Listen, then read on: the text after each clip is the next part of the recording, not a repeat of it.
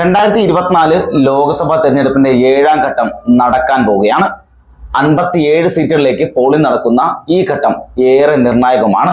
അതായത് ഇനി നമുക്ക് മുന്നിലുള്ളത് 7ാം ഘട്ട തിരഞ്ഞെടുപ്പും ജൂൺ 4 എന്ന നിർണായകമായ ദിവസവുമാണ്.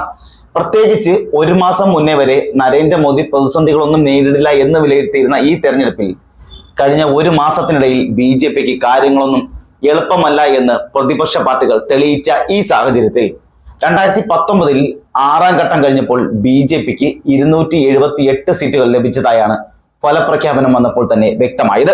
അതായത് കേവല ഭൂരിപക്ഷത്തിലുള്ള 272-നേക്കാൾ 6 സീറ്റുകൾ അധികം.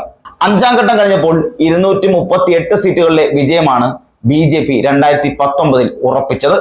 എന്ന് വെച്ചാൽ 6ാം ഘട്ടത്തിൽ മാത്രം 40 സീറ്റുകൾ ജയിച്ചുകൊണ്ടാണ് BJP കേവല ഭൂരിപക്ഷം തികയ്ക്കുന്നത്. 2014 കിട്ടിയ BJPക്ക് 282 സീറ്റുകളിൽ ഏകദേശം 10% സീറ്റുകൾ അവർക്ക് 2019 നഷ്ടപ്പെട്ടിരുന്നു. എന്നാൽ ആ നഷ്ടവും അതിലധികവും മറ്റിടങ്ങളിൽ നിന്ന് നേടാൻ സാധിച്ചുകൊണ്ടാണ് 303 എന്നൊരു സംഖ്യയിലേക്ക് 2019 BJPക്ക് എത്താൻ സാധിച്ചത്. ഇത്തവണയും 10%-ഓളം സീറ്റുകൾ BJPക്ക് നഷ്ടപ്പെടാൻ സാധ്യതകൾ ഏറെയാണ്. എന്നാൽ ആ സീറ്റുകൾ കിഴക്കും തെക്കുമുള്ള സംസ്ഥാനങ്ങളിൽ നിന്ന് അധികമായി നേടിയാൽ മാത്രമേ 2019 സീറ്റ് നിലയിൽ നിന്ന് താഴേക്ക് പോകാതെ നിലനിൽക്കാൻ BJPക്ക് സാധിക്കുകയുള്ളൂ. 2019 നടന്ന 7ാം ഘട്ട പോളിംഗിൽ തെരഞ്ഞെടുപ്പ് നടന്ന 57 സീറ്റുകളിൽ BJP 25 സീറ്റുകളാണ് വിജയിച്ചത്. അതായത് 50%-നും താഴെയുള്ള സീറ്റുകൾ.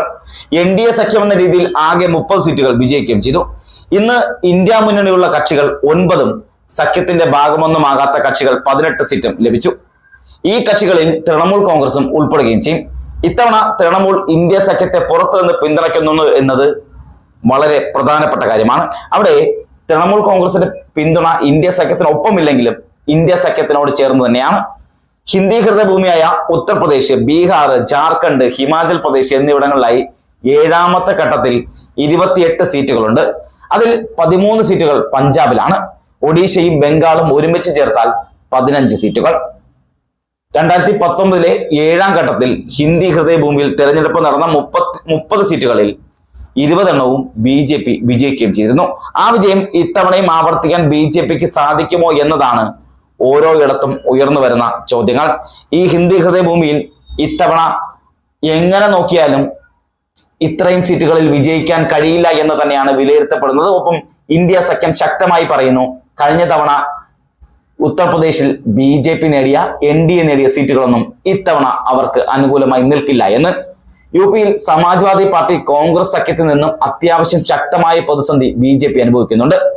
പ്രത്യേകിച്ച് ഈ സഖ്യം ശക്തമാകുമെന്ന് കരുതുന്ന പൂർവാഞ്ചൽ മേഖലയിൽ മോദി നേരിട്ട് മത്സരിക്കുന്ന വാരണാസി മണ്ഡലവും ഈ മേഖലയിൽ ഉൾപ്പെടുന്നതാണ്. ഇവിടെ അപ്നാദൾ ഉൾപ്പെടെയുള്ള ചെറു പാർട്ടികൾക്കും ശക്തമായ സ്വാധീനമാണ് ഈ മേഖലയിലുള്ളത്. ബീഹാറിലെ അവസാന ഘട്ടത്തിൽ 8 സീറ്റുകളും കഴിഞ്ഞ തവണ BJP ആണ് വിജയിച്ചത്.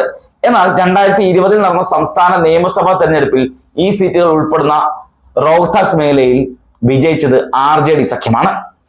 ഇത്തവണ ഈ സീറ്റുകൾ പൂർണ്ണമായും BJPക്കൊപ്പം നിൽക്കില്ല എന്ന വിശ്വാസത്തിലാണ് തേജസ്വി യാദവും.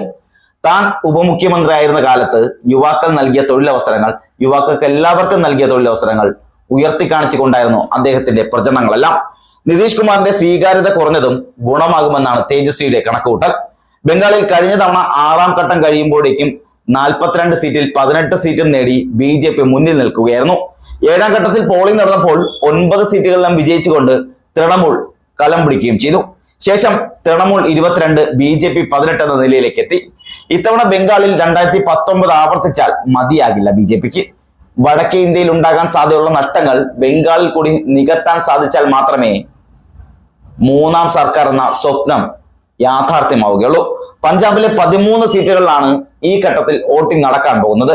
2019 അതിദേശീയത നിലനിന്നപ്പോഴും വലിയ നേട്ടങ്ങളൊന്നും ഉണ്ടാക്കാൻ BJPക്ക് പഞ്ചാബിൽ സാധിച്ചിരുന്നില്ല. 2 സീറ്റുകളാണ് കഴിഞ്ഞ തവണ വിജയിച്ചത്. ഇത്തവണ കർഷക സമരം ഉൾപ്പെടെയുള്ള വിഷയങ്ങൾ പഞ്ചാബിൽ ചർച്ചയുമാണ്. ആം ആദ്മിയും കോൺഗ്രസും ശക്തമായി തിരഞ്ഞെടുപ്പിൽ ഇറങ്ങിയിട്ടുമുണ്ട്. അവർ ശക്തമായി നിൽക്കുന്നു എന്ന് മാത്രമല്ല, ഇന്ത്യ സഖ്യം വളരെ ശക്തമായി ഈ തെരഞ്ഞെടുപ്പിനെ കാണുന്നുമുണ്ട്. സിഖ് വോട്ടുകൾ കോൺഗ്രസിനും ആം ആദ്മിക്കിടയിൽ വിഘടിച്ചു പോകുമെന്നും ഹിന്ദു വോട്ടുകൾ തങ്ങളിലേക്ക് കേന്ദ്രീകരിക്കപ്പെടുമെന്നുമാണ് BJP കണക്കൂട്ടുന്നത്. എന്നാൽ പഞ്ചാബിൽ ഉണ്ടായിരുന്ന 2 സീറ്റ് നിലനിർത്തുക എന്നത് മാത്രമായിരിക്കും BJPയുടെ ലക്ഷ്യം. അതുതന്നെ നിലവിലെ സാഹചര്യത്തിൽ എളുപ്പവുമല്ല. BJP സംബന്ധിച്ച് 7ാം ഘട്ടം ഏറെ നിർണായകമായിരിക്കും എന്നതാണ് ചുരുക്കി പറയാൻ സാധിക്കുന്നത്.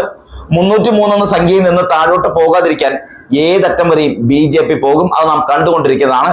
അതിന്റെ അവസാന ഘട്ടമാണ് നരേന്ദ്രമോദിയുടെ കന്യാകുമാരിയിലെ ഈ ധ്യാനം.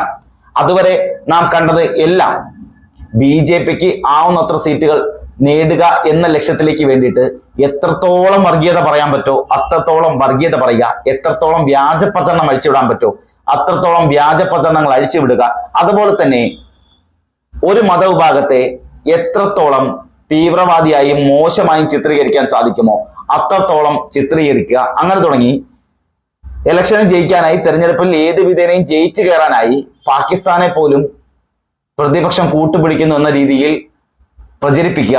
അത്തരത്തിലുള്ള എല്ലാ പ്രവർത്തനങ്ങളും നടത്തിയിട്ടും BJPക്ക് ആവുന്നത്ര സീറ്റുകൾ കുറയ്ക്കുക എന്ന ലക്ഷ്യത്തിൽ പ്രതിപക്ഷ സഖ്യവും നിൽക്കുകയാണ്.